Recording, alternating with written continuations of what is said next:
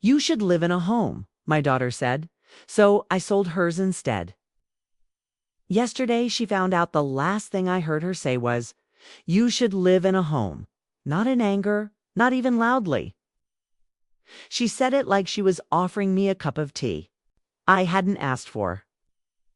Like she'd thought it over and decided kindly that this was the solution. I remember staring at the spoon in my mug. The tea had gone cold. That was 2 months ago. And now I'm sitting in a motel room just off Route 6. Recording this into a borrowed cassette player from a secondhand shop that also sells chipped salt shakers and used socks. The room smells like someone else's cigarettes and fresh detergent. There's a small TV bolted to the wall and one window with a view of a dumpster and a bent fence. And I feel more myself than what. But that day when she said it, I didn't know yet how far gone things were. I didn't know about the papers she'd filed or the title transfer she'd already signed without my knowledge. I didn't know she and her husband had been talking to a realtor.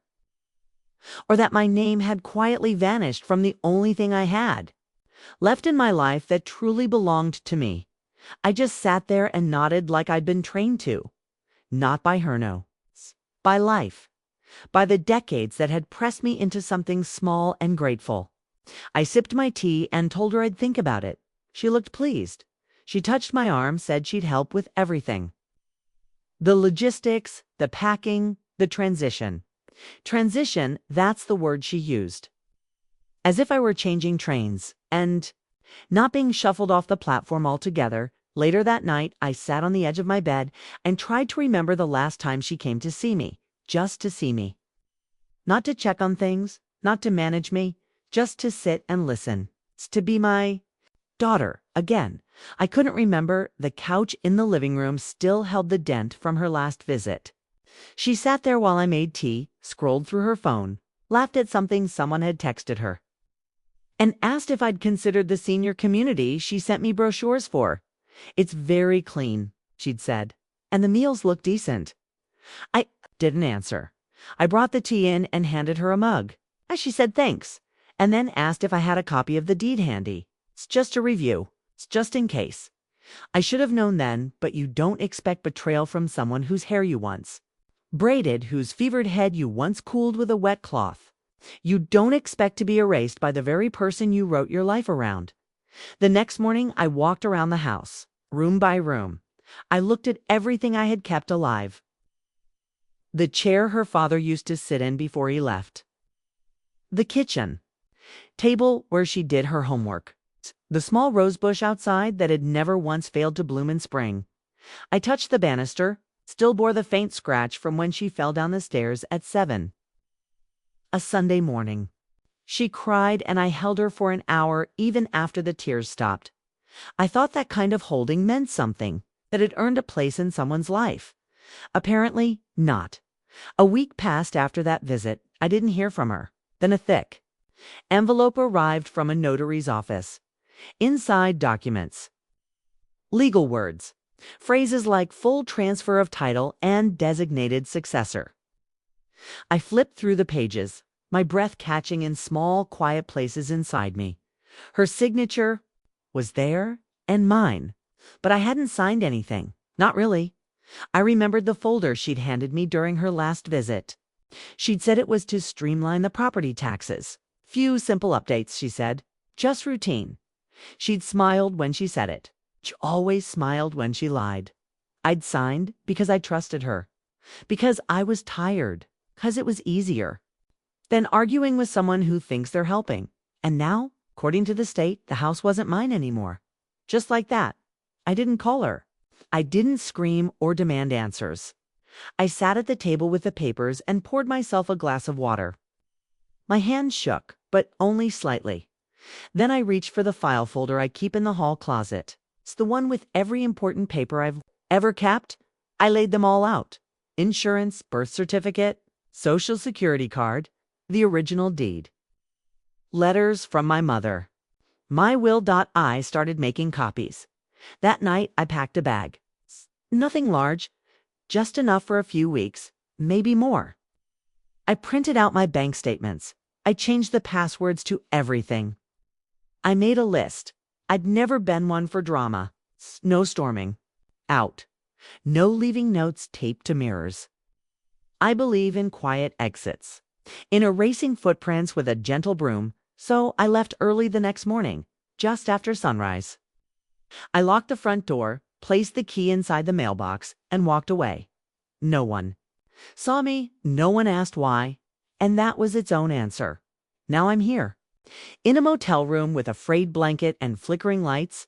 I paid for 2 weeks up front. The man at the desk didn't ask for ID, just cash and a name. I gave him mine, the full one. The one my daughter always thought sounded too old-fashioned. I wrote it on the check-in form with a steady hand, and when he handed me the key, felt something settle in my chest that hadn't been there in years. Room 7, a fresh start. Not a second chance, just a first one I had finally claimed. I didn't run away. I left what wasn't mine anymore, before she became someone who called me a burden. My daughter used to brush my hair.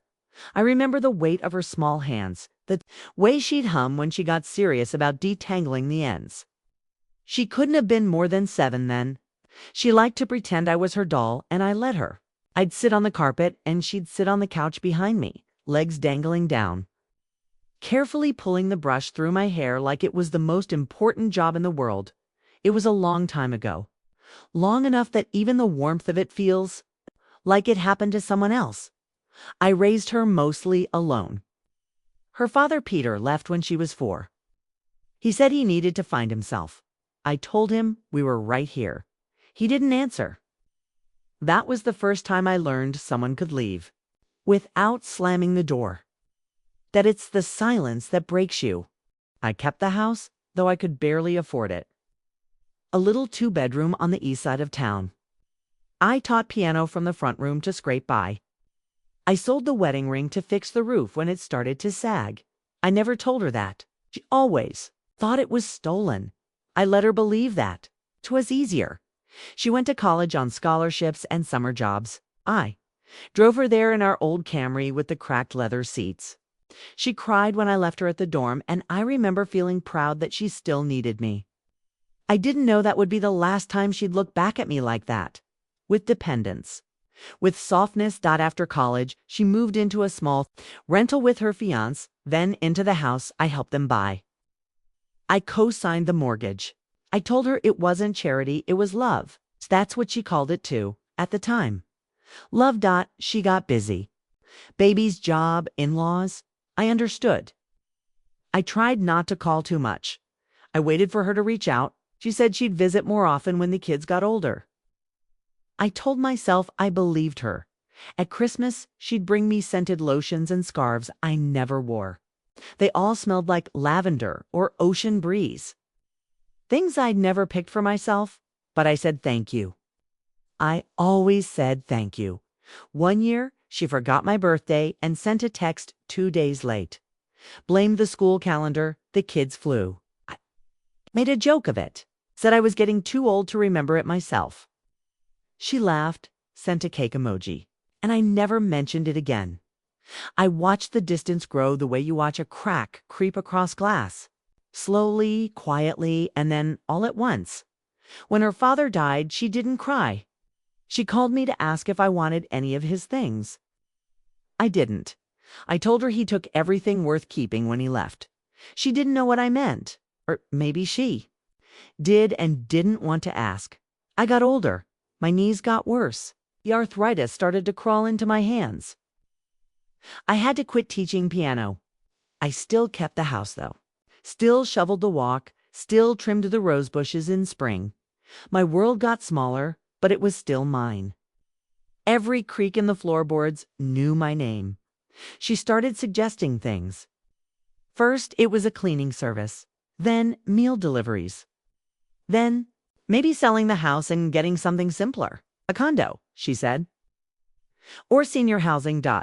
She wrapped the suggestions in concern, but I could feel the packaging peel. What she wanted was convenience. What she wanted was a version of me that didn't need anything inconvenient. A mother who didn't call when the power went out.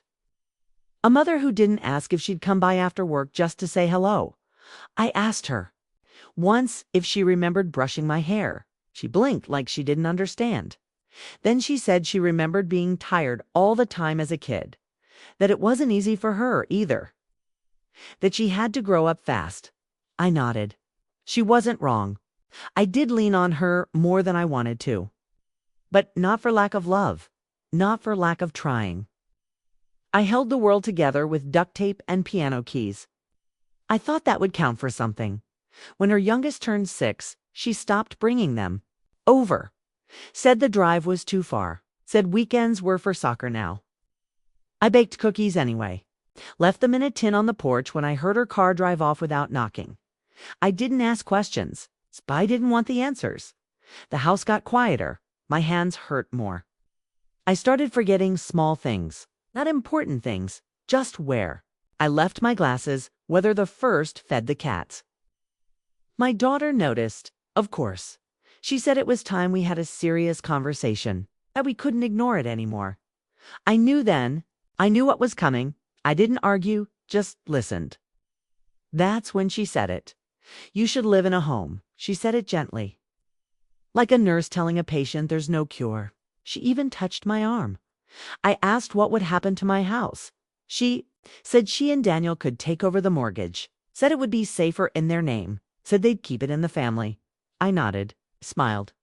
I went to bed with my hands clenched under the blanket, listening to the water heater kick on. It's the sound of my house still working, still holding me. I didn't cry. Didn't tell her she was the only home I ever tried to build outside of myself. I just started making copies of keys, of documents, of everything. Because when someone tells you it's time to leave your home, what they're really saying is, we don't see you here anymore. And I decided, finally, to stop standing where I fee. Wasn't seen. It was a Tuesday morning when the letter arrived. A manila envelope, thick and not hand-delivered. Not anything dramatic. It's just a quiet thud in the mailbox, tucked between a grocery flyer and a bill from the water company. I almost didn't open it right away. I was steeping my tea, folding a dish towel, the usual morning. Softness. I thought it might be a mistake. Something sent to the wrong address. But my name was there, clear as day, spelled correctly. Middle initial, 2. Inside. There were papers. Printed legal documents. I knew the shape of them from when I refinanced the house years ago. Long pages, narrow margins, all those lines for signatures. The weight of decisions on paper. This time, though, my name was there only once, near the top. Just to note that I was the current occupant. Everything else on her ship, transfer, title revision was between my daughter and her husband. A quitclaim deed, she had already filed it. Transferred the title of my house, into her name. No sale, no price. Just a signature from me that didn't belong to me. It stopped me cold. I stood at the kitchen counter for a long time. The tea went cold. The silence got heavy again. I didn't scream, didn't even curse. I just stared at the page and tried to hear her voice in my head. Tried to remember when she'd asked me to sign something. Something vague, something harmless. I remembered. Her stopping by a few weeks back with coffee and a stack of papers, told me they were refinance forms for their house. It's just a co-signature. Just routine, she'd said. She pointed to the little tabs on the pages, said I could trust her, said it was safer this way. I didn't read them. I should have. I was tired. I just wanted to feel useful again. Wanted to be part of something. That belonged to her. Turns out I was. I was part of the plan. I set the paper down and walked into the living room. Sat in the old green chair by the window, the one with the fraying arms and the sun-bleached cushion. I watched the wind nudge the branches of the tree in the yard. The same tree I planted when she was born. I brought it home in a bucket. A gift. From a neighbor who said it was a fast grower. Said it'd give shade in no time. That tree was taller than the house now. It bloomed every spring without fail. Even last year, when frost came late, it held on. I thought about the time she broke. Her arm falling from its lowest branch. She was 10. I held her in the back seat the whole way to the hospital, whispering through her tears that I had her, I had her, I had her. That memory didn't soften anything. It made the betrayal worse. It made it cruel. I went back to the envelope, looked at the notary stamp, the witness signatures. Everything neat, orderly, legal. Everything arranged behind my back like I was already gone. I called the county office just to confirm. The clerk on the phone was polite, efficient, said yes, the deed had been processed. Guess the title now listed her as the sole owner. No, there had been no red flags, nothing suspicious. I hung up and sat there for another hour. I didn't call my daughter. I didn't ask for an explanation. I didn't even let myself cry.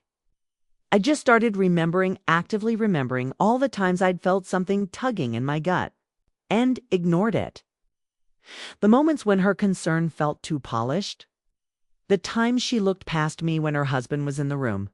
The way she paused before calling me Mom. Like it was something she wasn't sure still fit. I pulled out the file box from my hall closet. The one with the labeled folders, my old insurance forms, appliance manuals, the will I drafted 10 years ago. I added a new tab, labeled it Reclamation. That night, I didn't sleep. I didn't even undress. I sat in the chair and listened to my house. The water pipes creaked. The fridge hummed. The clock in the hall ticked like a soft warning. They wanted me out. Maybe not tomorrow, maybe not next week. But they had cleared the way for it legally. Neatly, efficiently. I didn't scream. I didn't plead. I made a list first thing on. Call an attorney. Second, make copies. Third, find out what exactly I was still entitled to. I didn't want revenge. I wanted accuracy, clarity. I wanted to hold in my own hands the shape of what she had taken. And what I still had left. A few days later, she came by, unannounced, smiling, holding a grocery bag. Said she brought soup, chicken, and wild rice. Her favorite. Said she thought I might be feeling under the weather, that I'd seemed off the last time she called. I watched her. Studied the way she looked around the living room like she was already imagining it without me. Like she was mentally cataloging the furniture. She asked how I was sleeping. Said she and Daniel had talked about looking at some senior living communities. Just to get ideas. Said there was no rush. I smiled back. I told her the soup smelled nice. I didn't say a word about the papers. I didn't ask why she forged my signature. I didn't ask how she could sit across from me and pretend that everything was still warm, still whole. I let her believe I didn't. No dot, because silence, I was learning, can be sharper than any scream. Because the moment I found that envelope, the part of me that waited for her love finally stopped waiting. I didn't know at first what I was planning, really. That I couldn't stay still anymore. Something had shifted in me. Not loud, not dramatic, just a small, clean break somewhere deep. Like when you set a bone the wrong way and the ache becomes permanent. Only this ache felt clear. Like the beginning of a new sentence. I didn't tell anyone. I didn't have anyone to tell. Most of the people who used to be in my life had drifted. Some were gone. Some had taken sides when Peter left. Others had simply grown tired of the distance I kept. The excuses I gave to stay home. I had built a world around my daughter. And when that world turned away from me, I realized how few doors I had left to knock on. So I started with paper. I sorted every drawer, every file. I shredded things I no longer needed, but I kept the ones that mattered. The original deed tucked. Behind the gas company receipts, my birth certificate. The letter from my mother yellowed and folded, still smelling faintly of lavender. Not the kind from those lotions my daughter always bought me. Real lavender, dried from her garden. The kind that comes with dirt still under the fingernails. I labeled things. I cross-referenced. I circled dates and made lists.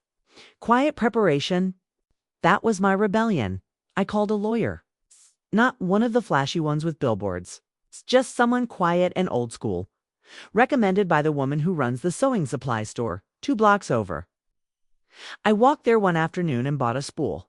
A thread I didn't need, just to ask Dot. He answered on the second ring. Said I could come in Thursday. I told him I wasn't sure what I wanted yet. I just needed to understand what was mine and what had been taken. He didn't ask for details on the phone, just said, "Bring what you have." I did. Brought a manila folder with every paper my daughter probably thought I'd never find. The forged signature, the notary name, the deed transfer, the date she dropped off coffee and asked me to sign while the dog barked and the sink was running. I remembered that detail, the sound of the faucet. She timed it like she knew it would blur the moment. He flipped through everything slowly, occasionally. Tapping his pen on the desk, said the signature would be hard to dispute, but not impossible. Said I had a case, especially since I'd never received a dime from the transfer. No compensation, no relocation, no conversation even. But he paused and looked at me, asked if I wanted to fight for the house. I surprised myself when I said no. I didn't want it anymore. Not because I didn't love it, but because it had already been taken. Not just on paper, but in feeling. Something had soured in its walls. The betrayal was soaked into the floorboards now. I couldn't sleep in that bedroom anymore and feel at home. What I wanted was different. Not revenge. Not even restitution. I wanted freedom. He blinked, nodded, asked what kind. I said I wanted to sell it quietly. Through him, I wanted to transfer the title legally from her name to someone else's. A real buyer. No strings. No? Hey. Said it could be done. I signed the power of attorney. Just for the sale, I watched my hand as I signed. Didn't shake. I thought it would, but it moved smooth and sure, like it had been waiting for this moment. I walked home a different way. Past the park where she once played, the swings were empty. The air smelled like freshly cut grass and something faintly sweet. Honeysuckle, maybe. The same scent that used to blow through the windows in late May, when she'd fall asleep on the couch after school. I didn't let myself linger in the memory. I kept walking. That evening, I opened a drawer in the kitchen and took out a blank notebook. It's kind you keep around for recipes or errands. I wrote one sentence on the first page. I am not theirs to manage. I underlined it once, then I turned the page and started making lists. Things to keep, things to donate, things to throw away, things to transfer. It felt small, just organizing. But as the pages filled, something inside me cleared. Like I was brushing dust off something I hadn't seen in years. Myself, maybe? I stopped answering her texts. She only sent a few anyway. Asking if I needed anything from the store, offering to bring the kids over next weekend. Asking if I'd thought more about that community with the nice walking paths. I didn't respond. I didn't owe her that dot. Instead, I opened a new bank account. Just in my name, I redirected my pension to it. I changed the password to everything. Email, streaming services, utility logins. Even the wireless printer. She used to have access to all of it. It was easier that way. She said, just in case. There would be no more just in case. I ordered a prepaid phone, a new one. I charged it, turned it on, and saved only 2 numbers in it. The lawyers and the cab companies. When the offer came for the house, I didn't cry. I read the numbers carefully. Fair price, no haggling. A couple from out of state looking for something near the city but with old charm. They didn't care about the title history. They just wanted a garden and enough morning light. I signed and, just like that, the house I had fought to keep for 30 years was no longer mine. And not hers either. I stood in the empty living room one last time. The piano was gone. The furniture, too. Just scuff marks on the floor and a ghost of myself in the walls. I whispered something to the air. Thank you for holding me. Then I turned out the light and didn't look back. The motel wasn't fancy. Just off the highway behind a gas station, and a shuttered diner with a sun-bleached open sign that never turned off. But the sheets were clean and the walls were quiet. I checked in under my middle name, used cash. The woman at the front desk didn't ask questions. She gave me a real key, not a plastic card, and said breakfast was from 6 to 9. I said, "Thank you," even though I knew I wouldn't go. The room smelled faintly of bleach and lemon. Not unpleasant, just blank. A clean kind of nowhere. I set down my bag, sat on the edge of the bed, and stared at the floral painting bolted to the wall. Generic blossoms, no thorns. It was the first place I'd been in decades where no one expected anything from me. I had left the house the day after the sale closed. Not in the middle of the night, not in a rush. It's just a quiet morning with overcast skies. I packed one suitcase, a second-hand leather one with worn corners and a broken zipper that still caught if I angled it right. Inside, 3 changes of clothes, a folder of documents, my mother's letter, the notebook I'd been filling since the day I opened that envelope. I didn't leave a note. I left the key under the mat for the realtors. I left the rest behind. Photos, trinkets, the chipped ceramic bowl she made me in 3rd grade. I touched it once before I left. Let my thumb rest on the edge where her little fingers had pressed the clay in. It's meant something once. I let it stay. I wasn't carrying symbols anymore. I boarded a bus first, just to move. Just to watch something blur past the windows. I got off 2 towns away, walked to a small diner, had a bowl of soup I didn't finish, and waited. Then I called the cab company. Gave them the name of a motel I'd circled in my notebook 2 weeks before. I checked in and turned off my old phone. Took out the prepaid one and put it by the nightstand like a boundary. I slept 12 hours the first night. The next morning, made coffee with the little in-room machine. Sat by the window in a robe and watched cars pull into the gas station. No one knew me here. No one would come knocking. There's a silence that comes after grief and another that comes after choice. This one was the second kind. I had chosen to disappear from the story she'd written for me. The story where I shrank, folded, gave up my keys with a grateful smile.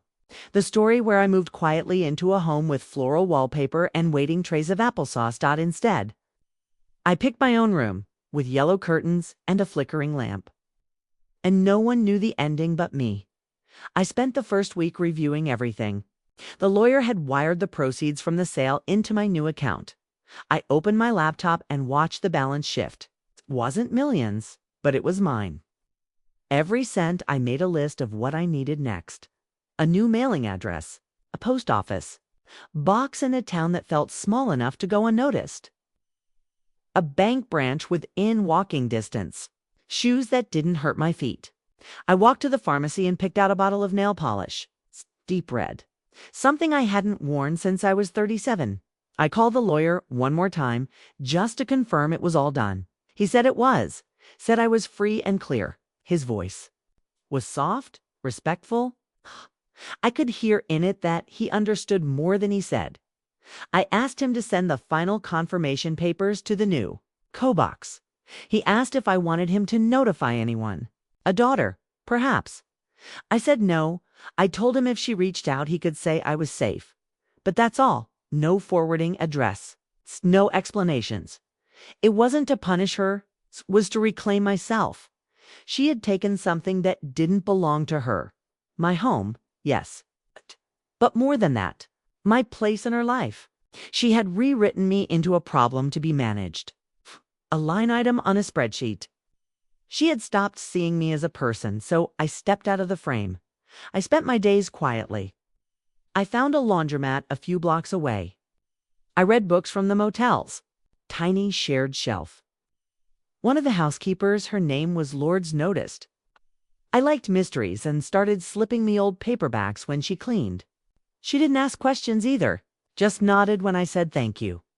One afternoon, she brought me a container of tamales. Said her mother made too many. We ate them in silence at the little table by the window. That's what kindness looks like, I think, unassuming, without expectation. I started writing again. Nothing grand, just lines, observations, snippets of memory. I wrote down things I never let myself say out loud before. Like how lonely I'd been at her wedding. Or how I'd pretended to be asleep during holidays so I wouldn't have to explain why I wasn't invited. The words came easier now. like they'd been waiting in the back room for the right time. One morning, I walked to the post office and opened the box. Inside was a small stack of mail, the statement from the lawyer, a folded flyer from the grocery store, and one envelope with no return address. The handwriting was hers. I held it for a long time, standing there by the little wall of brass doors, letting the cold of it seep into my fingers. Then I slid it back into the box. Not because I didn't want to read it, but because I no longer needed to. The first voicemail came 6 days after I left. It started cheerful, bright, like nothing had happened. "Hi, Mom, just calling to check in. I dropped by yesterday and saw the house was empty. Hope you're okay. Just wondering if you're on a trip or something. Call me back when you can. Love you." I sat on the edge of the bed with the phone in my hand and let her voice play through the silence. I didn't save the message. I didn't delete it either. I just let it exist there, suspended. A question without an answer. The next one came a day later. "Okay. So I checked with the neighbors and they said you haven't been around. They thought you'd moved. I don't understand what's going on, Mom. Can you please call me?"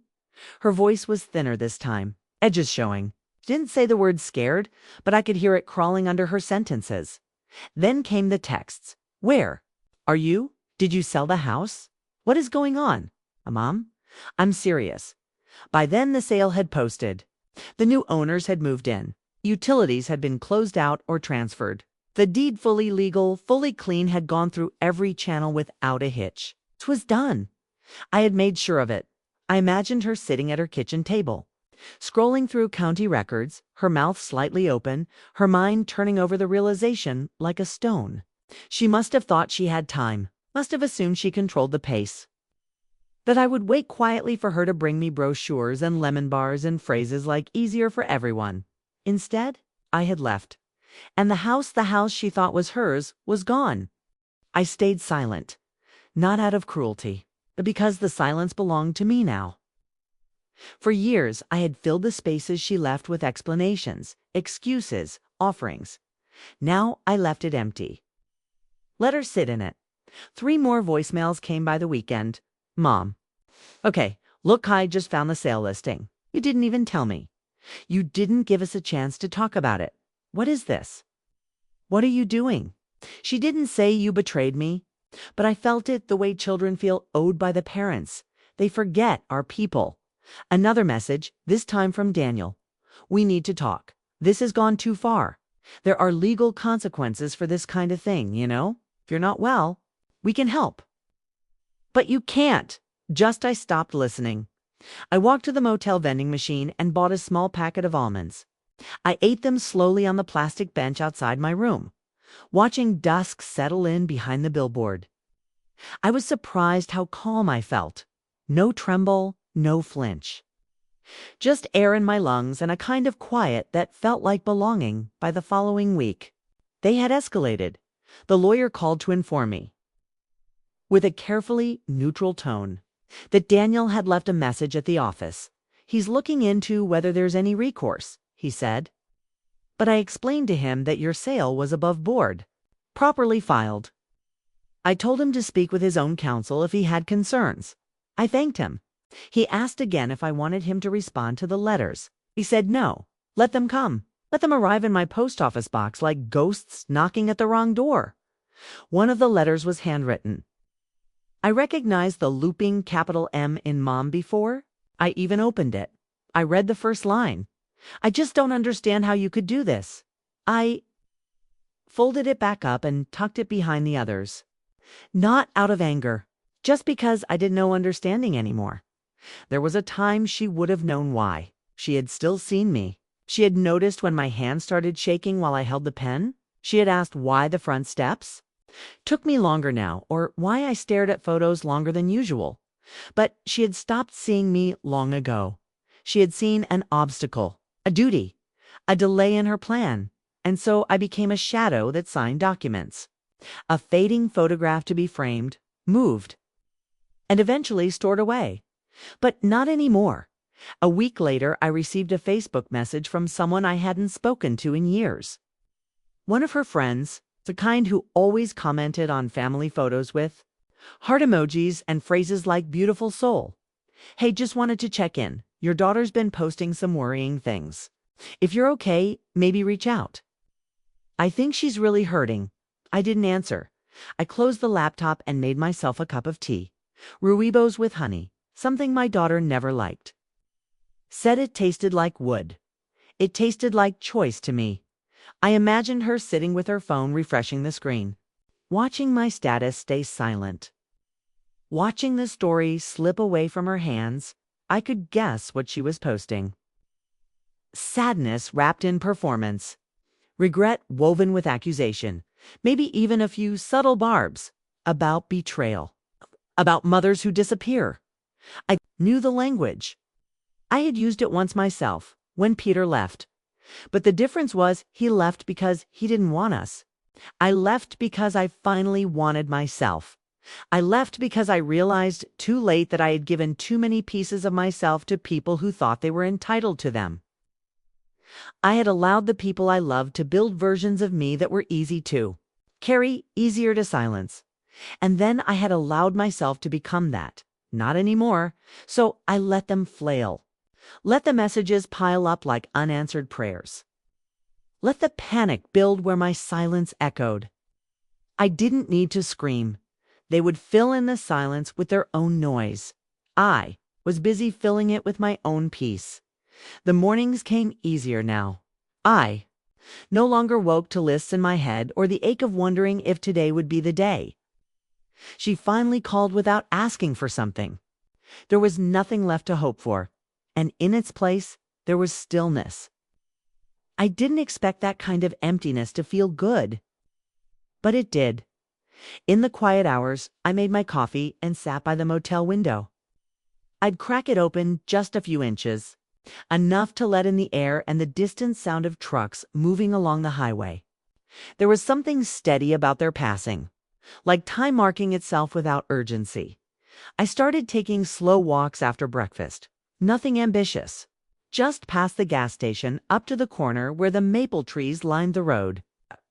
There was a bench outside the library, and sometimes I'd sit there for 20 minutes and do nothing but watch people come and go. Mothers with strollers, teenagers on bikes, men with too many keys jangling on their belts. No one knew who I was. That was the gift. Once a week, I bought a pie from the grocery store bakery. It's just a small one, peach, usually. I'd eat a slice. At a time in the evening, on a paper plate, with the TV low in the background. Some show I didn't follow, just for the sound of it. The motel manager asked once if I wanted a microwave in the room. I told her no. I liked the simplicity. I liked boiling water in the old kettle and waiting for things to cool before tasting them. One afternoon, while sitting in the laundromat folding a faded blue sweater, a boy tapped my elbow. He couldn't have been more than 5. Hair too long for his eyes. Smelled like peanut butter. He pointed to the puzzle book on my lap and asked if I was a teacher. I smiled. Said no, not anymore. He looked disappointed, then asked if I could still help him with a word search he found in a cereal box. His mother, early 30s. Tired around the edges, but kind of apologized. I waved her off. Said I didn't mind. We found balloon and lighthouse together. He grinned when we circled the last word. She thanked me. Said her name was Miriam.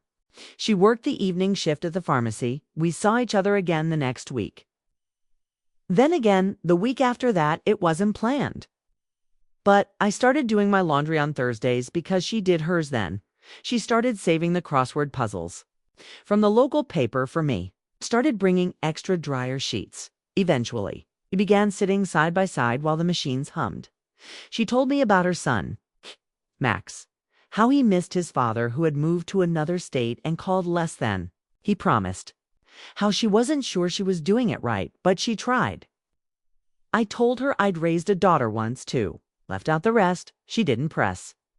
That was another gift. She said I reminded her of her grandmother. Said she used to sit like I did, quietly, like she was listening to something inside the air. I asked if that was a good thing. She nodded. Said it made her feel steadier just knowing someone like that was nearby. The motel became more than a place to hide. It became a place to rest. Lourdes, the housekeeper, started leaving little things behind when she cleaned. A mint on the pillow. A dog-eared book from her sister. Once, a small crocheted square she said could be a coaster or a bookmark. Whichever I needed more. I folded it and tucked it into my notebook. It reminded me that care doesn't always have to come from history.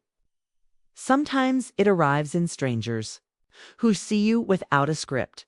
I still didn't respond to my daughter's messages. She stopped leaving voicemails after a while. The texts slowed down too. I could almost hear her giving up. Or rewriting the story so she didn't have to carry the shame of it. I imagined her telling friends I was unwell, that I'd gone off somewhere, that I wasn't in my right mind. Letter. There was a time when I needed to be understood. Now I only needed to be left alone. At night, I started writing again, not just fragments, but whole thoughts, stories, pages about women who walked out of houses and into rooms where no one knew their name and no one expected them to fold. I didn't write about her, not directly. I didn't want to give her that space anymore. But I wrote about mothers, the kind who stitched themselves back together, who learned that boundaries weren't fences, they were invitations to peace. One of the stories I finished, I printed out at the library, gave it to Miriam. She read it that night, and the next time we sat together, she touched my hand and said she cried at the end. Not because it was sad, but because it was true. I didn't ask which part. The morning air was getting cooler. Fall had started to stretch across the parking lot, the wind carrying that dry rustle of change. I bought a heavier sweater from the thrift store, stitched the hole in the sleeve myself. I began to feel something in my chest again. Not grief, not even relief.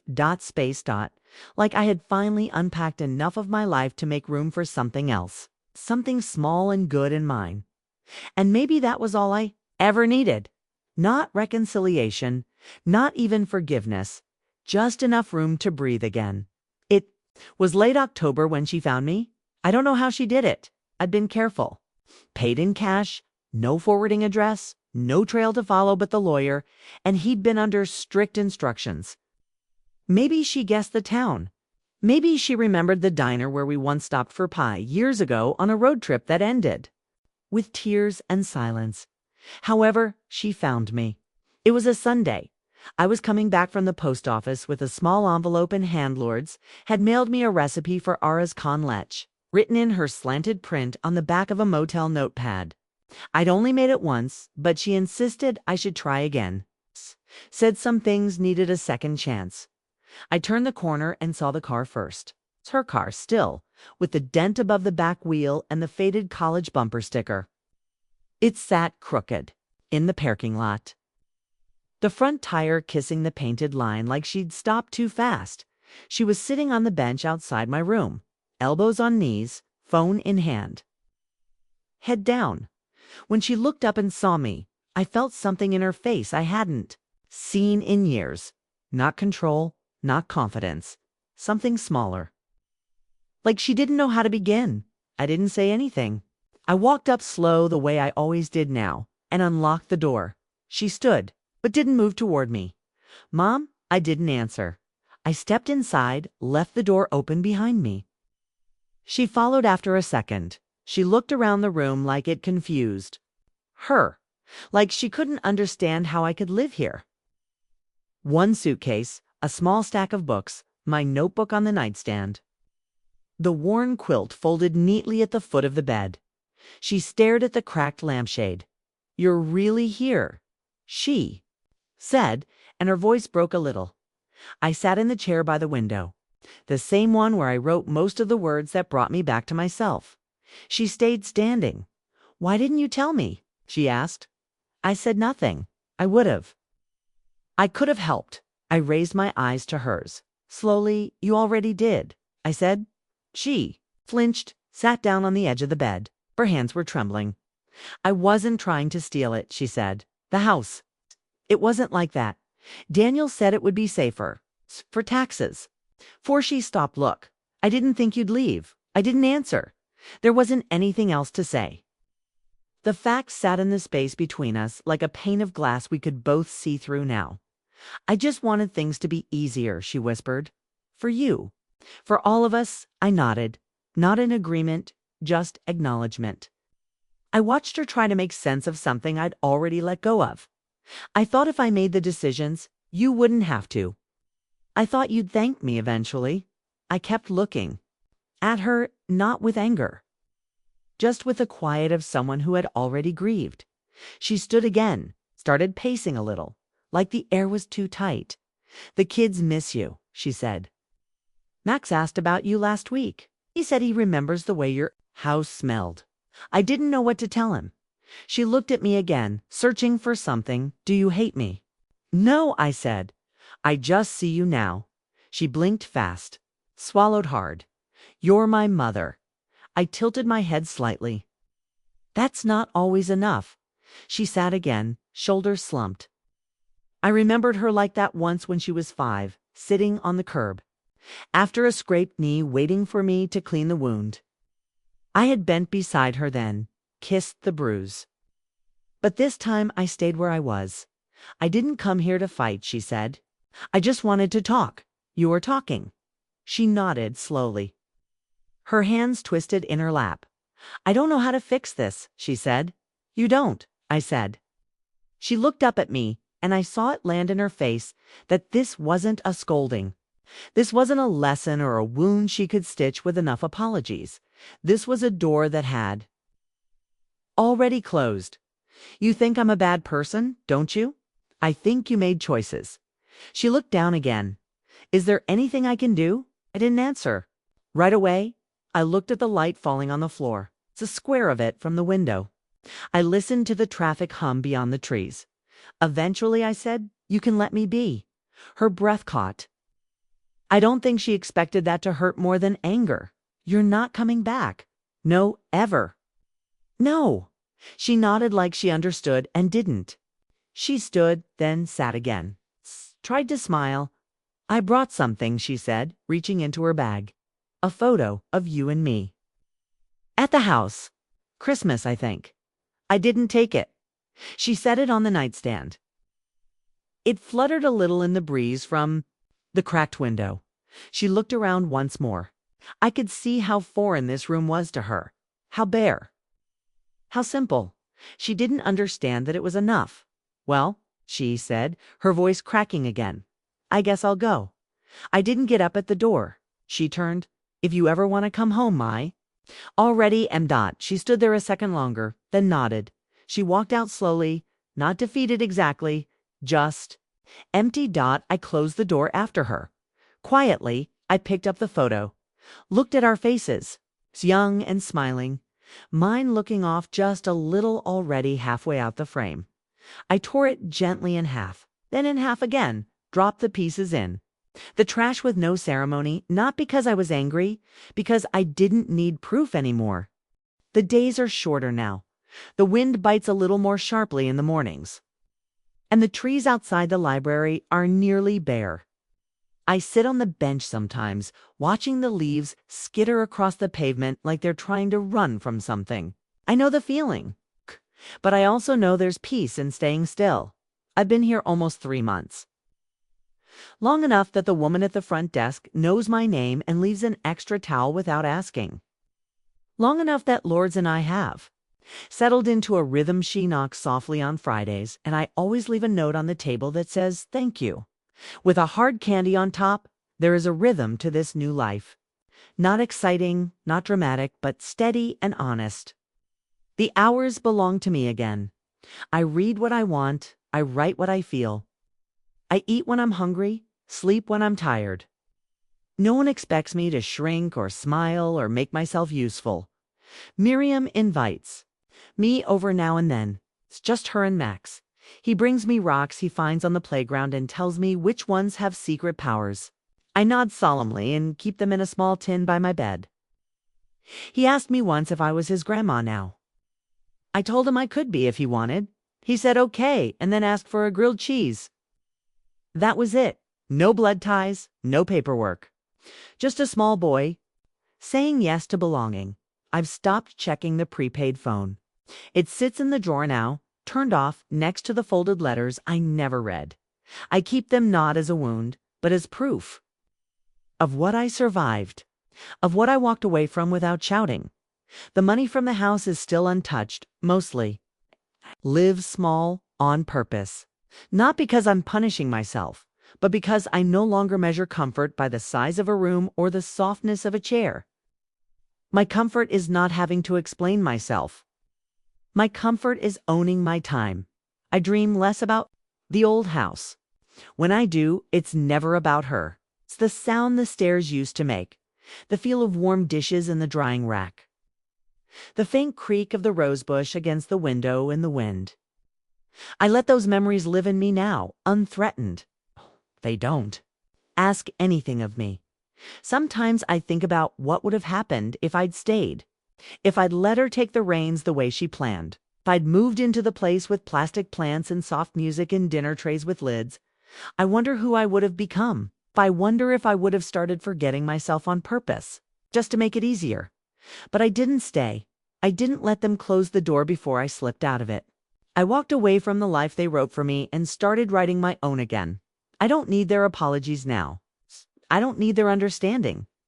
Some things don't need to be understood to be true. I lived through her erasure. I lived through being rewritten into someone helpless. Someone whose life could be folded neatly and filed away. And I lived long enough to unfold it again.